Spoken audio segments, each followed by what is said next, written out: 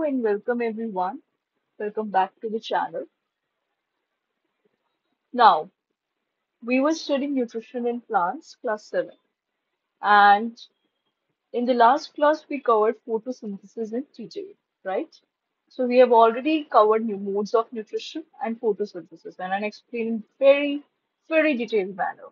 Whatever is required to get 100 on 100 in your exams, even if the paper is tough, you can clear it. You can get 100 on 100 if you watch my video completely, if you follow my notes completely. Today we will learn other modes of nutrition and how nutrients are replenished in the soil. And luckily today we will also wind up our chapter. It will be completed. Now, I see that if you have any queries or doubts, please post it in the comment section so that I can reply to it. And regarding questions also, I asked you all, how do you want me to, keep practice sessions? So what I have thought is that in the next video we will start our second chapter, that is nutrition in animals. I will first complete 3 or 4 chapters and then we will take practice sessions. Okay, 1 week we will practice them all because it is important to wind up syllabus and I have to also, post a course for class 8, 9, 10th also. So my main priorities was completing of the syllabus. And yeah, we will then do ample of practices. Don't worry about that. I will be there with you in your exams. So yes, we will do a lot of practice, a lot of questions, every type of questions I will cover here so that you can get a knack in science. Okay. So we begin our today's video with this topic called heterotrophic mode of nutrition. And I suppose that I have explained you this very well in our first lecture. But to understand today's topic, it's important that we take a recall of what we studied earlier. So, in heterotrophic mode of nutrition, I already told you that there are certain organisms which can make their own food. For example, green plants. And why did green plants make their own food? Because they have something called as chlorophyll, which we don't have. That means you, I, and this there also. So, this heterotrophic mode of nutrition includes all those organisms which depend directly or indirectly on these green plants for their food. Directly, who will depend? Organisms like deer, which are herbivores, and indirectly, who will depend? Carnivores. Okay. And I give you very beautiful examples about heterotrophic mode of nutrition like fungi, mushroom, yeast. Do you recall our first lecture? If you have not watched it, please go back and see that. So this is exactly the same slide I have picked from our lecture number 1, and I explained you and I told you something very interesting about these things. Only the students who have attended can know that why I have written in certain bacteria, what is the meaning of non-green plants and fungi. Please go watch that lecture. It was fabulous. Okay, so now today we will move on to other modes of nutrition. See, children, we have seen there are 2 types of organisms which can make their own food, like autotrophs, and which cannot make their own food, like heterotrophs. तो heterotrophs अपना खाना खुद नहीं बना सकते हैं. So how do they acquire their food?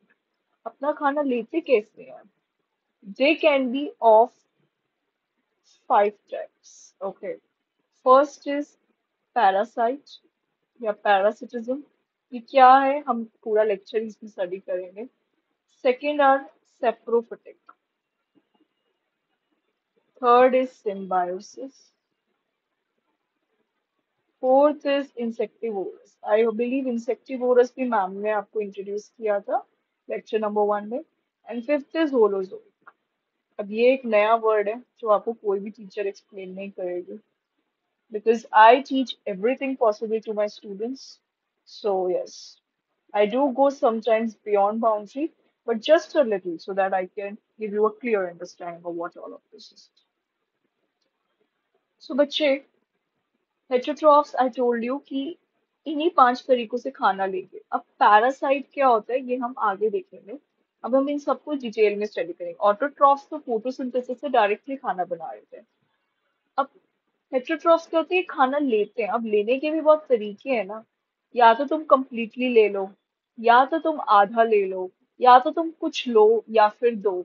समझ आ रहा है? और या फिर you take it from dead. So there are ways how you take, right? जैसे एक होता है ना, एक बैंक्स के अंदर there is a system called as FD, fixed deposit. या तो आप कंप्लीटली एक बार ही पैसे जमा कर लो। There is something called as savings account, और I don't know much about this, not from a finance field, but जहाँ पे आप थोड़े थोड़े पैसे एक टाइम पे देते हो आप। There are ways, and there's some, then, okay, very simple example, when you buy some product, you can either pay an EMI for that, you can give money monthly, in monthly installments, or you can give all the money together. There are ways, right? Or you can take a loan if you do not have money for that. So वैसे ही यहाँ पे animals या हम सब organisms के भी खाना लेने के भी बहुत तरीके हैं। ठीक है? तो पहला है पैरासिटिज्म। इसको थोड़ा एक्सप्लेन करूंगी पहले।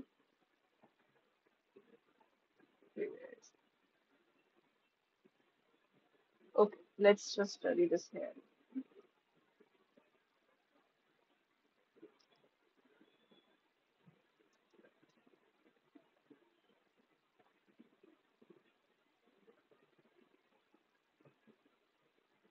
तो मैं बहुत सिंपल एग्जांपल से आपको पैरासिटिज्म समझाऊंगा और आपको 2 मिनट में समझ आ जाएगा।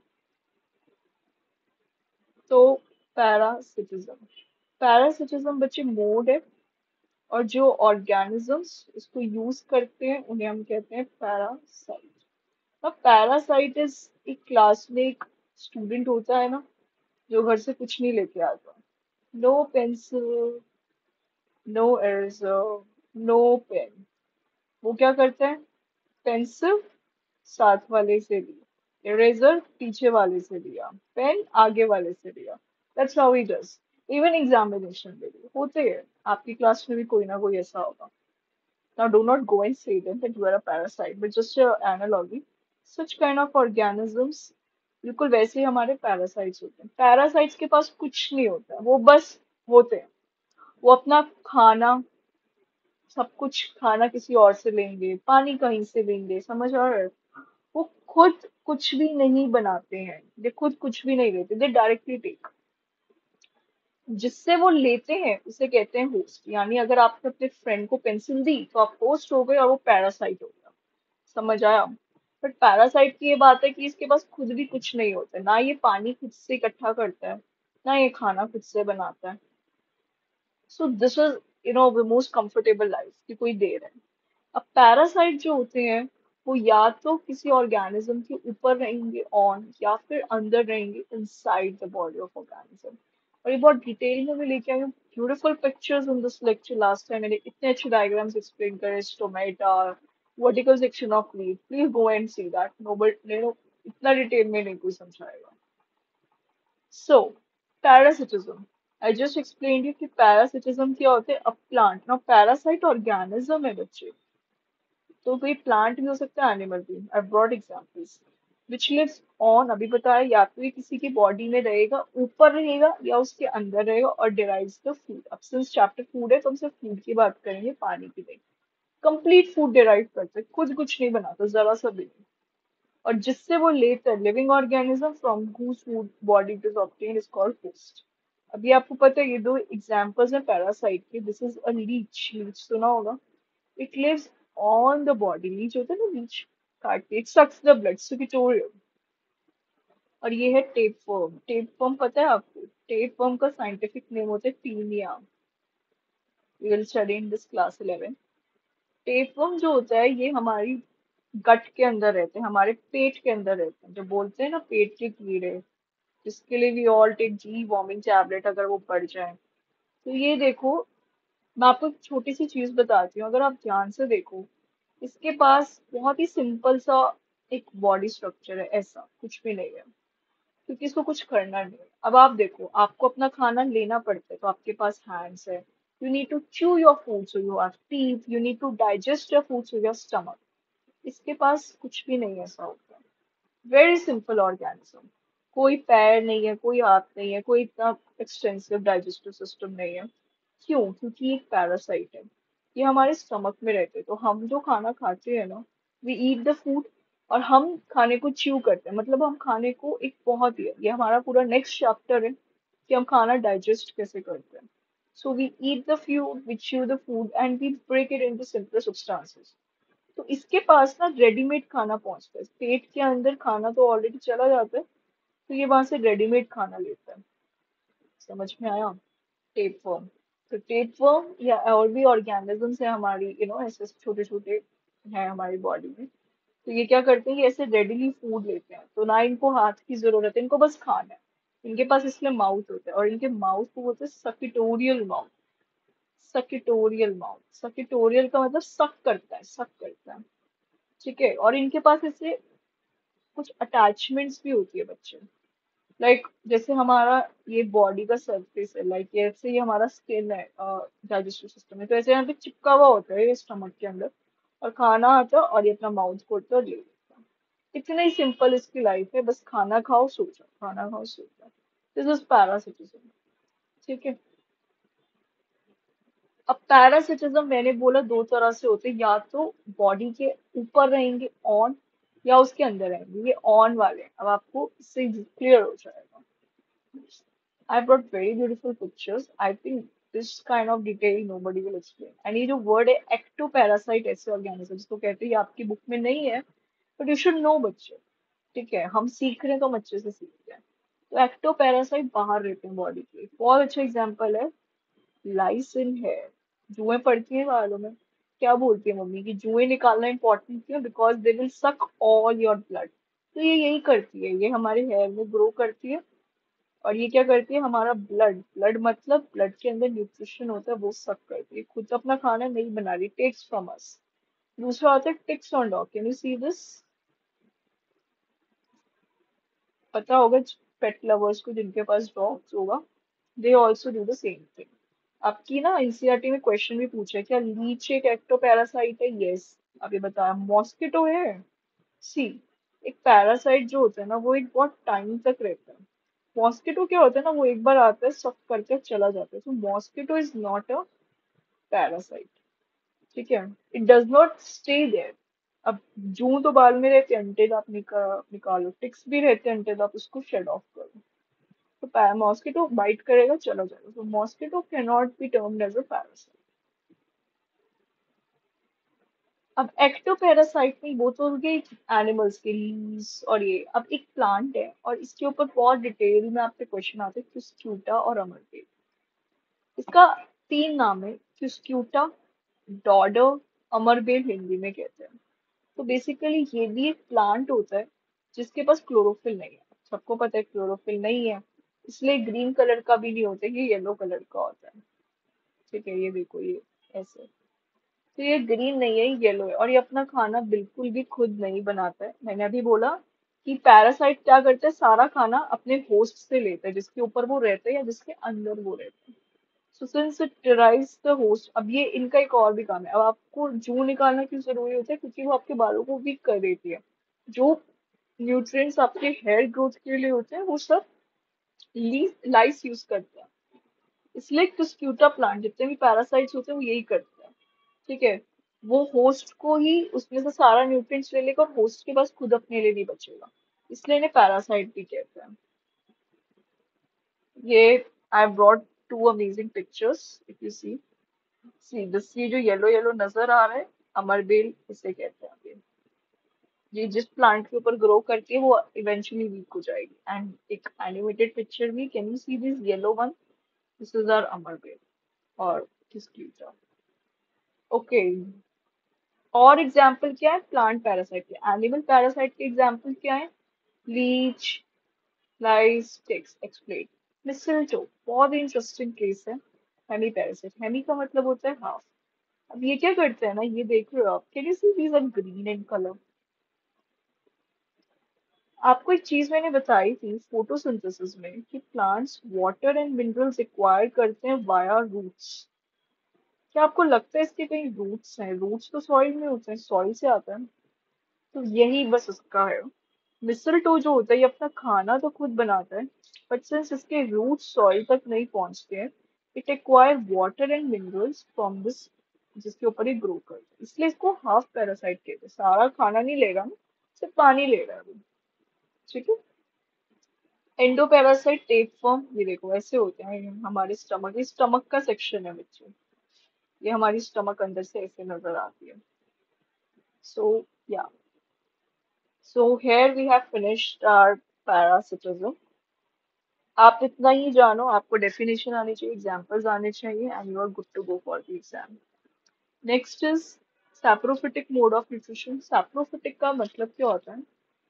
देखो, जब भी घर में कोई चूहा मर जाता है या कोई भी इंसेक्ट या कुछ भी मर जाता है तो एक स्मेल आती है। एक डेड ऑर्गेनिज्म कोई भी मरता है ना, it secrete certain kind of order.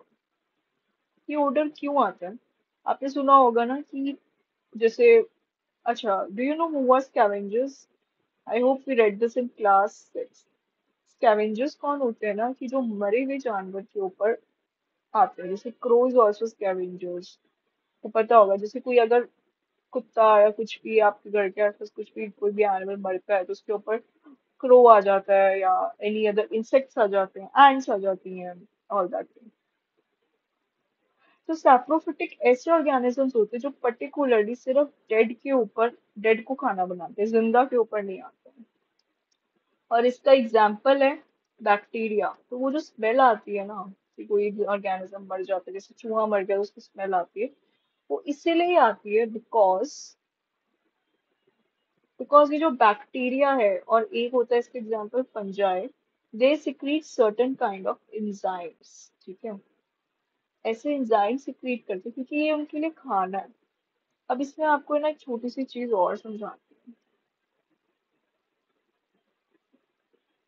क्या एक्सप्लेन।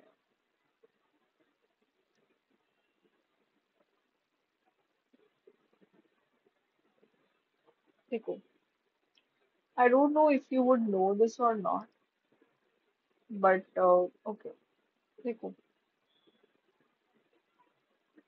ये चीज हम ना नेक्स्ट चैप्टर में पढ़ेंगे, और ये चीज आपको कोई क्लियरली कोई टीचर नहीं समझाएगा, they will just come and read definitions, but मैं आपको समझाना चाहती हूँ। देखो baby, there are two kind of organisms. मैंने अभी वहाँ होलोजोइक भी लिखा था, और एक होता है सैप्रोफिटिक। सैप्रोफिटिक तो हमारा भी टॉपिक है। Holozoic will study in chapter number 2। Holozoic के ह्यूमंस कैसे, आपके सामने आपका फूड है, let's say you are eating a slice of pizza. तो आप पिज्जा को डायरेक्टली लेते हो, माउथ में लेते हो, राइट?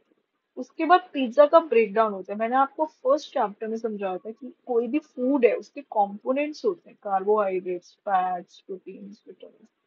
जबकि पिज्जा हमारी बॉडी में जाता है ना, इसका प्रॉपरली, इसको कार्बोहाइड्रेट्स, फैट्स, विटामिन, मिनरल्स में हम कन्वर्ट करते हैं, और फिर इसको हम अब्सॉर्ब करते हैं। याद है, this is what we call is nutrition. Food का डाइजेशन, फूड को ऐसे तोड़ना और इसको यूज करना, यूज को हम कहते हैं एसिमिलेशन। और इस फूड को फिर हमारी बॉडी पार्ट्स एब्जॉर्ब करते हैं फॉर देयर पर्पसेस। कौन कौन से? For the mechanical activities in our body. याद है फर्स्ट लेक्चर, जिसमें जो लेक्चर्स अभी तक अच्छे से देख रहे हैं, they can relate with. But saprophytic mode of nutrition के अंदर क्या होता है ना, अब यहाँ पे बॉडी के अंदर खाना जाता है, उसके बाद इसको तोड़ा जाता है। सैप्रोफिटिक में वो बाहर ही तोड़ देते हैं, तो ये खाना है, यहाँ पे आ गया बैक्टीरिया। तो बैक्टीरिया क्या करते हैं, इसको यहीं से ही डाइजेस्ट करते हैं, यानी यहीं पे इस पे एंजाइम्स करते हैं, इस सिंपलर फॉर्म में कन्वर्ट होते हैं, बैक्टीरिया एब्सॉर्ब करते हैं। तो बैक्टीरिया बाहर ही अपने कार्बोहाइड्रेट, विटामिन, फैट्स बना लेता है। This is the main difference. इसीलिए डेफिनेशन जो है, सबसे पहले तो नॉन ग्रीन प्लांट से करेंगे, ग्रीन प्लांट्स को खाना बना सकते हैं from dead and decaying matter. And see, they secrete digestive juice. Digestive juice क्यों? ताकि उसको वो ब्रेक कर सके and convert it into a solution. Solution क्या होता है? जहाँ पे सिंपल चीज है, जैसे पानी और चीनी का सॉल्यूशन, राइट? और फिर इसको अब्सॉर्ब करते हैं। तो वो अपनी, ऐसा नहीं है, हमारी तरह नहीं है कि पिज्जा खा लिया, अब अंदर गया तो उसको फिर ब्रेक करा स्मॉलर पार्ट्स में, या उसको एक डाइजेस्टिबल फॉर्म में कन्वर्ट किया। ये पहले से डाइजेस्टिबल फॉर्म में कन्वर्ट करते हैं, by using digestive juices and इसको फिर अब्जॉर्ब करते हैं। Very very small distinct difference, बच्चों को नहीं पता होता है, बहुत बेसिक्स हैं इस बायोलॉजी के। If you know this you were good to go. और इसके सबसे अच्छा एग्जाम्पल जो है, मैंने अभी आपको बताया बैक्टीरिया होते हैं, बैक्टीरिया तो कुछ ऑटोट्रॉफ्स में पढ़े थे हमने, कीमोसिंथेटिक, वेरी गुड। और फंजाई के अंदर भी हम फंजाई पढ़ेंगे। मैंने आपको बताया था कि फंजाई एक बहुत ही अलग ग्रुप होता है, और फंजाई में specially mushrooms, east east powder सुना होगा, ब्रेड फूड, ठीक है। तो आपने याद करना है मशरूम। आई मशरूम याद है, मैंने आपको हेट्रोट्रॉफी जब समझाया था, आई टोल्ड यू मशरूम का साइंटिफिक नेम होता है गैरिकस। सबने देखा है mushroom, everyone has eaten, umbrella like होता है। और मशरूम जो होता है ना, बेसिकली ये ऐसे, देयर इज अ ट्री, जो भी रॉटन वुड होती है, रॉटन वुड जो वुड सड़ रही होती है उसके ऊपर ग्रो करता है, रेनी सीजन में ग्रो करता है। अब आपसे क्वेश्चन आता है रॉटन वुड पे क्यों ग्रो करते हैं? क्योंकि मशरूम एक सैप्रोफाइट है। रॉटन का मतलब क्या है? सड़ा हुआ, डेड एंड डिकेइंग है वो। तो सैप्रोफाइट हमेशा वहीं पर मिलेंगे जहाँ पे डेड एंड डिकेइंग होता है। ठीक है, तो वो अपना nutrition rotting would of dead tree से, जो भी पेड़ मर रहा होता है, जिसकी तने सड़ रहे होते हैं, वहां पे मशरूम ग्रो करते हैं, क्योंकि मशरूम का न्यूट्रिशन ऐसे लेता है। समझ आ रहा है? Now next topic is notorious fungi. Notorious, it's an English word, it means to be famous for some bad deed, जैसे होते हैं। सबसे पहला एग्जाम्पल, ब्रेड। घर में ब्रेड बहुत दिन तक पड़ी हो, बोलते हैं ना वो सड़ गई है, गंदी हो गई है, व्हाट डज दैट मीन? एक स्लाइस ऑफ ब्रेड लो, उसको पानी के अंदर मॉइस्ट करके रखो और उसको 2-3 दिन तक एक गर्म जगह पे रखो, तो इसके ऊपर ना ऐसे ब्लैक ब्लैक पैचेस आ जाते हैं, we say it is not eatable. Okay, see I brought picture also. ऐसी नजर आती है ब्रेड। तो ये जो ब्लैक ब्लैक पैचेस हैं, जब हम इनको जूम करते हैं ना, तो ये इस तरह के स्ट्रक्चर नजर आते हैं। इसे कहते हैं राइजोपस। नेम पता होना चाहिए, we will study this in next class, I guess आपने पढ़ा भी होगा 6th में, आई डोंट नो। तो ये फंजाई है। ओके, उसके अलावा और क्या फंजाई काम करती है? आपने देखा होगा कि आपकी लेदर की शूज हैं, फंजाई लेदर की ऑब्जेक्ट्स पे भी लग जाते हैं, खराब हो जाते हैं ना लेदर के शूज ओवर द इयर्स। इसलिए पेरेंट्स बोलते हैं लेदर जैकेट खराब हो जाएगी, खराब हो जाएगी, but we want to bye.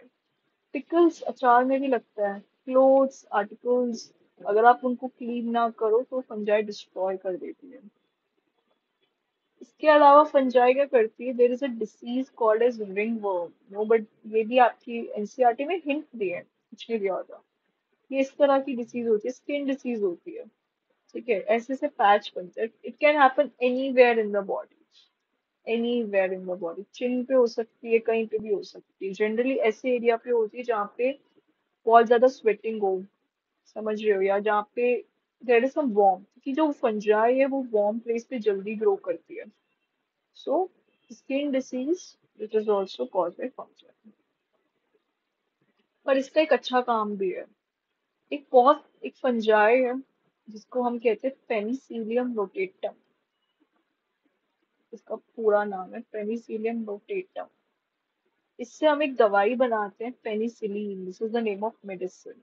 और ये मेडिसिन होती है एंटीबायोटिक। एंटीबायोटिक का मतलब क्या होता है? इन्हीं मेडिसिन, जब भी आपको कोई बैक्टीरियल इन्फेक्शन होता है ना, तब आपको एंटीबायोटिक्स दी जाती है, यू नो दैट। जैसे कोल्ड है, कोल्ड तो होता है वो वायरल है, वायरल इन्फेक्शन है, तो बोलते हैं ना जुकाम के लिए कोई दवाई नहीं है, क्योंकि वायरल के लिए कोई दवाई नहीं है, वायरस के लिए कोई दवाई नहीं है। अभी जब आप क्लास 9th में आओगे ना, मैं आपको बहुत अच्छी अच्छी इंटरेस्टिंग चीजें बताऊंगी अबाउट वायरस, बैक्टीरिया। अभी आप इतना समझो कि फंजाई से सिर्फ एक दवाई बनती, पेनिसिलिन नाम की, जो कि एक एंटीबायोटिक है। एंटीबायोटिक क्या होता है? जो कि बैक्टीरियल इन्फेक्शन के अगेंस्ट यूज होती है, फीवर एंड ऑल। उसके बाद our next type of mode is insectivorous plants. इसका मैं बहुत एक अच्छा इंट्रोडक्शन दे चुकी हूँ, बट मैंने आपको बहुत ब्रीफ में समझाया था। मैंने बोला था कि ये इंसेक्ट्स को खाते हैं, राइट, क्योंकि ये अपना खाना नहीं बनाते हैं, मैंने ये बोला था। पर एक्चुअली अपना खाना बनाते हैं। इन्हें कहते हैं partial heterotrophs. I did not tell you this thing उस time because you would get confuse, but अब मैं आपको समझाती हूँ ये चीज। इंसेक्टिवोरस जो प्लांट्स होते हैं, और मैं पहले भी आपको इनकी पिक्चर दिखा चुकी हूँ, पिक्चर की एंड वीनस फ्लाईटर वीडियो नंबर 1 बच्चे। तो इंसेक्टिवोरस प्लांट होते हैं ना, ये अपना फूड बनाते हैं, बट ये फिर भी इंसेक्ट्स को खाते हैं। Why question is for nitrogen. आपको मैं आई थिंक लास्ट वीडियो में बहुत अच्छे से समझाया था नाइट्रोजन का, and I will explain it today also. Nitrogen एक बहुत इंपॉर्टेंट साइकिल होता है, नाइट्रोजन साइकिल। ये हम पढ़ेंगे क्लास 8 के अंदर। Very important question, very important. देखो यार, ओके, आई सिम्बायोसिस में भी पढ़ना ही है ये, तो मैं आपको थोड़ा सा बताती हूँ। Please keep it remember, nitrogen ना एटमॉस्फेयर में 71% होता है, मैक्सिमम होता है। But despite of that, plants cannot directly take it in. And nitrogen is very important for their growth. I explained you in last video जब हम proteins पढ़ रहे थे। याद है मैंने बताया था प्रोटीन ऐसे होता है, एक लंबी चेन होती है प्रोटीन, और ईच को हम कहते हैं अमीनो एसिड। अमीनो एसिड की लंबी चेन को प्रोटीन कहते हैं। और प्रोटीन को नाइट्रोजनस कहते हैं क्योंकि अमीनो एसिड के अंदर नाइट्रोजन होता है। याद है, बहुत अच्छे से एक्सप्लेन किया था, 2 बार समझाया था। और ये जो नाइट्रोजन है, ये प्लांट्स को जरूरत है ताकि वो प्रोटीन बना सके, और प्रोटीन पता है ये सबके लिए जरूरी है। But nitrogen can not take it directly from our atmosphere, so from where does it take? ये लेता है सॉइल से प्लांट। क्या होता है ना, सॉइल के अंदर कुछ मैंने बताया था अच्छे बैक्टीरिया होते हैं। वो क्या करते हैं, वो नाइट्रोजन को ऐसे फॉर्म में कन्वर्ट करते हैं जिससे प्लांट्स ले सके, और ऐसी फॉर्म क्या होती है? Nitrates and nitrites. तो इंसेक्टिवोरस प्लांट्स क्या करते हैं, ये सॉइल से नाइट्रोजन नहीं लेते नॉर्मल प्लांट्स की तरह, ये इंसेक्ट्स खाते हैं। इंसेक्ट्स खा के इनकी नाइट्रोजन की नीड पूरी हो जाती है। तो नाइट्रोजन चाहिए प्लांट को, वो नॉर्मली नहीं ले सकता हमारी तरह। तो 2 तरीके निकाले, या तो सॉइल से ले लो या फिर इंसेक्ट खा के ले लो। तो इंसेक्टिवोरस ने ये चूज किया। तो ग्रीन प्लांट्स ये अपना खाना वो पार्टली इंसेक्ट से लेते हैं। इन्हें कार्निवोर्स क्यों कहते हैं? क्योंकि ये प्लांट खा they eat insect. Examples pitcher, sundew, Venus flytrap and bladderwort. देखो important question, insectivorous plant eats insects जबकि वो फोटोसिंथेसिस कर सकते हैं बिकॉज नाइट्रोजन चाहिए उन इंसेक्ट से। Important, this is what, this is a pitcher plant. अब पिचर प्लांट के ऊपर एनसीईआरटी में अच्छा खासा लिखा हुआ है, तो मैं एक छोटी सी चीज समझाऊंगी पिक्चर प्लांट के बारे में। पिक्चर प्लांट का आपने स्ट्रक्चर अभी देखा, मैं आपको 3 बार दिखा चुकी हूँ। Something like this, right? देखो क्या होता है ना, ये क्लास 6 में अगर आपको याद हो, लीफ का एक डायग्राम पढ़ते थे हम। This structure, this plain part is known as lamina, और ये वाला जो टिप है इसे कहते हैं एपेक्स। पिक्चर प्लांट के अंदर ये जो लीफ है, लीफ ऐसा नहीं होता, ये ऐसा हो जाता है। तो ये जो लैमिना है, लैमिना पिक्चर बन जाता है, और एपेक्स लिड बन जाता है। ठीक है, मैं आपको स्ट्रक्चर समझा रही हूँ। इसके अंदर होते हैं ऐसे hair. So whenever an insect comes, picture का मतलब पता है आपको? दिस पिक्चर, पिक्चर का मतलब होता है इंग्लिश में वेसल, एक वेसल काइंड ऑफ थिंग। तो ये एक वेसल की तरह नजर आ रहा है। तो जब भी इंसेक्ट आता है तो इंसेक्ट अंदर चला जाता है, क्योंकि यहाँ पे हेयर है, जैसे हमारी नोज के हेयर होते हैं। और इंसेक्ट यहाँ पे ट्रैप हो जाता है, वो ऊपर नहीं आ पाता, एंड इवेंचुअली लिड बंद हो जाती है, इंसेक्ट मर जाता है, और उससे नाइट्रोजन मिल जाता है। तो लैमिना, मैंने वही बोला, ये वाला जो प्लेन पार्ट है इसे लैमिना कहते हैं। ये पिक्चर बनता है, और जो एपेक्स है, ये जो टॉप का पार्ट है, इससे लिड बन जाती है। इनसाइड द पिक्चर हेयर होते हैं जो ऐसे नीचे की तरफ होते हैं। तो इंसेक्ट जब जाता है अंदर तो ये इसको और नीचे पुल करते हैं। Lid closes automatically, trapped insect gets entangled in the air, ऊपर आ नहीं पाता और वो मर जाता है।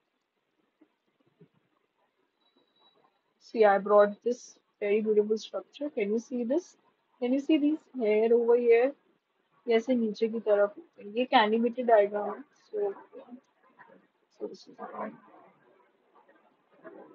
Next is symbiosis. सिम्बायोसिस जो लोग होते हैं ना, वो शांति वाले लोग होते हैं। ओके, सिम्बायोसिस के अंदर क्या होता है? सिम का मतलब क्या होता है? Same, something kind, mutual relationship होता है। पैरासाइट क्या होते हैं? पूरा पूरा खाना लेंगे। सैप्रोफाइट क्या थे, डेड से लेंगे। इंसेक्टिवोरस क्या थे, सिर्फ नाइट्रोजन लेंगे। सिम्बायोसिस क्या करते हैं, अच्छा ये दो लोग हैं। जैसे होता है ना कि यार मैं today I brought macaroni and my friend has brought let's say sandwich, तो मैं उसे मैक्रोनी खिलाऊंगी, वो मुझे सैंडविच खिलाएगी। तो दोनों कुछ ना कुछ देंगे, इसके अंदर सिर्फ एक ही दे रहा था।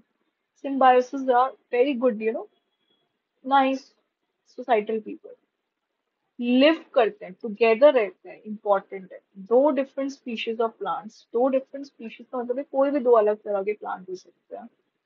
Help each other in obtaining food, can you see helping hand, देखो तभी ये फोटो लगाई, तो ये हेल्प कर रहे हैं, ये भी कर रहे हैं। इसके दो बहुत इंपॉर्टेंट एग्जांपल्स आते हैं, पहला है लाइकन्स। लाइकन्स, अब मैंने आपको बोला दो स्पीशीज साथ में रहते हैं, तो लाइकन्स जो होता है ना, एक होता है फंजाई और एक होती है एल्गी। एल्गी याद है, हमने लास्ट टाइम पढ़ा था एल्गी बाय फोटोसिंथेसिस, और मैंने आपको एल्गी समझाया था क्या होता है। एक पॉन्ड होता है, पॉन्ड के ऊपर ऐसे ग्रीन ग्रीन सा कुछ होता है, ग्रीन ग्रीन सा एक प्लांट टाइप होता है। नॉर्मल प्लांट की तरह उसके स्टेम रूट्स नहीं होते हैं, उसे एल्गी कहते हैं। तो जब फंजाई और एल्गी टुगेदर रहते हैं उन्हें लाइकन्स कहते हैं।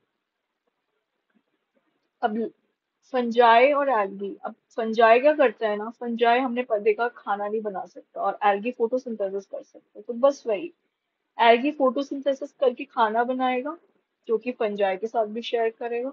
फंजाई क्या करता है, वो वाटर, मिनरल्स, फॉस्फोरस ये सब इकट्ठा करता है और वो एल्गी के लिए लेके आता है। So fungi absorb water and minerals from surroundings and supplies to algae, और algae उससे खाना बनाते हैं और वो fungi के साथ शेयर करते हैं। It's just like एक पैसा कमा के लाएगा, ऑब्वियसली दोनों के लिए लाएगा, और दूसरा खाना बनाएगा, दोनों के लिए बनाएगा। ये देखो, it's a good picture, fungi plus algae, like ऐसा स्ट्रक्चर होता है लाइक का। ये आई ब्रॉट दिस एक्चुअली, इस पे नहीं समझ में आएगा आपको क्लियरली, बट या ऐसा कुछ नजर आता है लाइक ऑन द ट्रीज, ऐसे ग्रो करता है वो, या would on the rocks, on the trees, कहीं पे भी लाइकन मिलती है। काई कहते हैं इसे हिंदी में, very slippery. Rhizobium bacteria, class 6, चलो समझाती हूँ। दोबारा मैं एक बार नाइट्रोजन समझाऊंगी, देखो बच्चे, understand the story very well, कोई नहीं आपको समझाएगा ये इतने अच्छे से। अगर आपने यहाँ मुझसे नहीं समझा ना, आपको कोई नहीं समझा सकता उतनी इजीली। देखो, आपको पता है कि हम सबको प्रोटीन्स चाहिए, और मैंने आपको एक चीज समझाई है बच्चे, कि सबसे पहले तो प्रोटीन क्या होता है, this is a protein. Protein जो होता है ना, it is like a necklace, ठीक है। अब नेकलेस के अंदर बीड जो होते हैं, इस पूरे नेकलेस को प्रोटीन कहते हैं, और ये जो बीड है इसे कहते हैं अमीनो एसिड। चैप्टर 3 के अंदर हम दो वर्ड्स पढ़ेंगे, पॉलीमर एंड मोनोमर। पॉलीमर क्या होता है, ग्रुप को कहते हैं, तो प्रोटीन इज अ पॉलीमर। और उसके अंदर का जो एक यूनिट होता है, इसे कहते हैं मोनोमर, ओके। तो ये अमीनो एसिड बहुत सारे मिलके प्रोटीन बनाते हैं। अब एनसीईआरटी में एक लाइन होती है कि प्रोटीन के अंदर नाइट्रोजन होता है, बट हमें नाइट्रोजन नहीं नजर आ रहा। तो हम क्या करते हैं, एक अमीनो एसिड लेते हैं और इसको जूम करते हैं, और अमीनो एसिड के अंदर हमें पता चलता है कि अमीनो एसिड कुछ ऐसा नजर आता है। अब इसको देख के मत डर जाना, बस आप यहाँ पे फोकस करो, अमीनो एसिड के अंदर दिख गया नाइट्रोजन, नाइट्रोजन एन से रिप्रेजेंट करते हैं, साइंटिफिक सिंबल ये होता है इसका, केमिकल सिंबल। जैसे ऑक्सीजन को O2 होता है, carbon dioxide CO2, sorry, and water का H2। तो अमीनो एसिड के अंदर होते हैं नाइट्रोजन। अब ये नाइट्रोजन आता कैसे, अब समझ में आ गया, पहले तो नाइट्रोजन प्रोटीन में होता है, ये क्लियर हो गया, अमीनो एसिड के अंदर ये आया कहाँ से, देखो। एटमॉस्फेयर के अंदर 71% नाइट्रोजन है। आप और हम नॉर्मली इसको ब्रीथ करते हैं, यस। हम कार्बन डाइऑक्साइड ऑक्सीजन तो ब्रीथ करते ही हैं, हम नाइट्रोजन भी थोड़ा सा यूज करते हैं, क्योंकि हमें भी नाइट्रोजन चाहिए प्रोटीन बनाने के लिए, सेम मैकेनिज्म। पर प्लांट डायरेक्टली, उसके पास तो नोज नहीं है, वो डायरेक्टली सॉइल से अब्सॉर्ब, एटमॉस्फेयर से अब्सॉर्ब नहीं करता। तो प्लांट के पास दो तरीके होते हैं, ठीक है। एक तो इंसेक्टिवोरस की तरह इंसेक्ट्स खा लो, इंसेक्ट्स के अंदर नाइट्रोजन होगा, इनको मिल जाएगा। दूसरा होता है सॉइल। अब सॉइल से कैसे करता है प्लांट, देखो। सॉरी, तो ये एक प्लांट है। प्लांट के रूट्स होते हैं, राइट। यहाँ पे ना कुछ अच्छे बैक्टीरिया होते हैं, इन बैक्टीरिया को कहते हैं हम नाइट्रीफाइंग बैक्टीरिया। ये हम क्लास 8 में पढ़ेंगे बच्चों। ये बैक्टीरिया क्या करते हैं, ये नाइट्रोजन को लेते हैं एटमॉस्फेयर से और उसको कन्वर्ट करते हैं नाइट्रेट्स में, NO3 minus NO2 minus nitrite. आप ये मत याद करो, आप इसे वर्ड याद कर लो यार, नाइट्रेट, नाइट्राइट। तो वो इसको इसमें कन्वर्ट करते हैं और प्लांट इसको अब्सॉर्ब करता है और फिर इसको यूज करता है। तो दो तरीके से प्लांट्स ने नाइट्रोजन को दिया, एक तो इंसेक्टिवोरस लेते हैं इंसेक्ट्स के थ्रू, और दूसरा थ्रू सॉइल। सॉइल में कैसे, बैक्टीरिया के द्वारा, नाइट्रीफाइंग बैक्टीरिया के द्वारा, जो कि इसको कन्वर्ट करते हैं एब्सॉर्बेबल फॉर्म में। अब ये जो बैक्टीरिया होते हैं ना, इन बैक्टीरिया का एक टाइप है राइजोबियम बैक्टीरिया। नाइट्रीफाइंग बैक्टीरिया एक ग्रुप है, उसका एक मेंबर है राइजोबियम।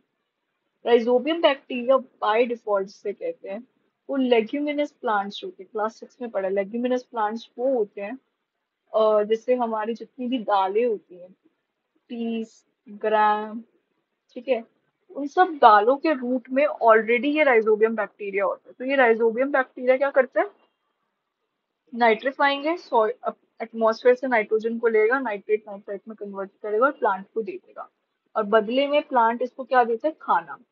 तो मैंने बोला ना, वो नाइट्रोजन दे रहा है बैक्टीरिया और प्लांट खाना दे रहा है। This is also type of symbiotic relationship, जैसे अभी लाइकन का पढ़ा। तो ये है बस सब कुछ। तो rhizobium bacteria by default root के अंदर रहता है ऑफ लेग्यूमिनस प्लांट्स। नोड्यूल्स का मतलब होता है ऐसे, हम दिखाऊंगी। लेग्यूमिनस प्लांट्स के एग्जांपल ग्राम, पीस, ये देखो दालें। तो ये क्या करते हैं, नाइट्रोजन को कन्वर्ट करता है इनटू नाइट्रोजन कंपाउंड्स, लाइक अभी बताया ना, नाइट्रेट्स में। क्योंकि प्लांट जो होता है ना, वो वाटर एंड मिनरल्स रूट से एब्जॉर्ब करते हैं, तो वो साथ में नाइट्रेट्स भी ले लेते हैं और प्लांट को देते हैं। प्लांट को नाइट्रोजन चाहिए प्रोटीन बनाने, बदले में प्लांट उसको क्या देगा, खाना दे देता है और शेल्टर। तो ये देखो, this is a leguminous plant और ये can you see these nodules, इनके अंदर होता है राइजोबियम बैक्टीरिया। ये रूट्स है, इसके ऊपर प्लांट होगा, इस सॉइल के अंदर का फोटो है। तो ये क्या करेगा, ये नाइट्रोजन को इसमें कन्वर्ट करेगा और इसको ऊपर प्लांट को दे देगा, ठीक है। ये देखो, इट्स ऑल्सो गुड पिक्चर। ये नोड्यूल है, इसको जूम करा, इसमें बहुत सारे ऐसे बैक्टीरिया रहते हैं। तो ये नाइट्रोजन देता है प्लांट को और बदले में प्लांट इसको खाना देता है, तो लेना देना, सिम्बायोसिस होता है।